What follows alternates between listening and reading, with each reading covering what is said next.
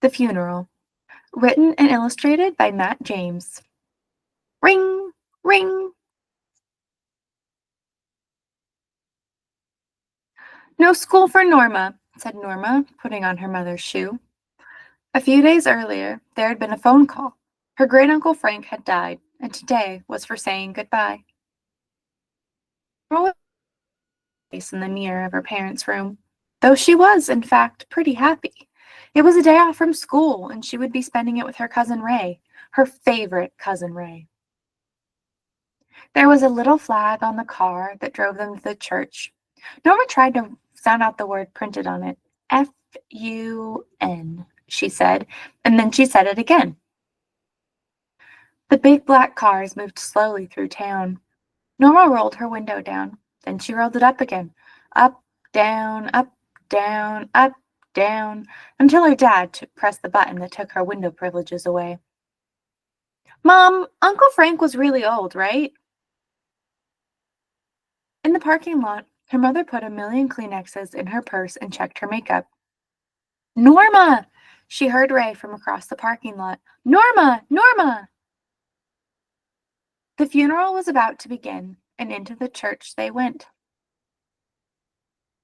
As he took his seat in the row ahead, Ray passed Norma his giraffe.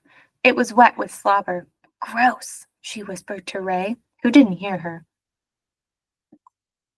Norma loved her mother's purse. She put her face right into it and breathed deeply. The smell a mix of toothpaste and makeup and sweet, warm leather, different from the old book smell of the church. Norma liked the feeling she got sitting there, as invisible dust appeared and was trapped, dancing in beams of light. And oh, how long they sat on those hard seats, with all that talk about God and souls, and not very much talk about Uncle Frank. Ray climbed and fidgeted the whole time and kept studying the hairy ear of the man next to him. Twice he made his mom take him downstairs to the bathroom. There was an organist who looked about 100 years old. She played a swirling song, and people in the front row began to move out of the church. Ray turned around to Norma and whispered, "Is Uncle Frank still a person?" They all went to the little building next door to the church for refreshments. There were tables piled with little triangle sandwiches. Ray and Norma tried a few. There was also a table covered with framed pictures. They were of Uncle Frank. Norma thought of him in the coffin, under those flowers. Their parents seemed happy when the two of them slipped outside. Out back, the church towered over them, and it felt to Norma as though it might fall off the ground and fly away in the heat of the afternoon.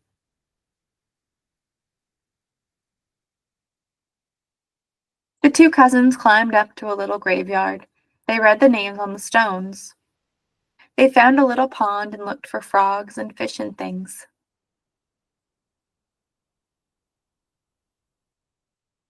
Nora found a nice feather and showed it to Ray.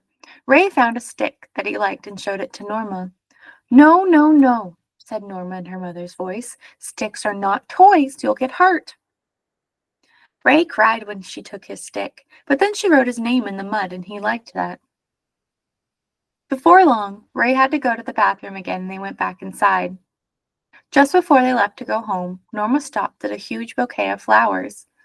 In the center was a photo of Uncle Frank, who was smiling right at her. Mom, I think Uncle Frank would have liked his funeral.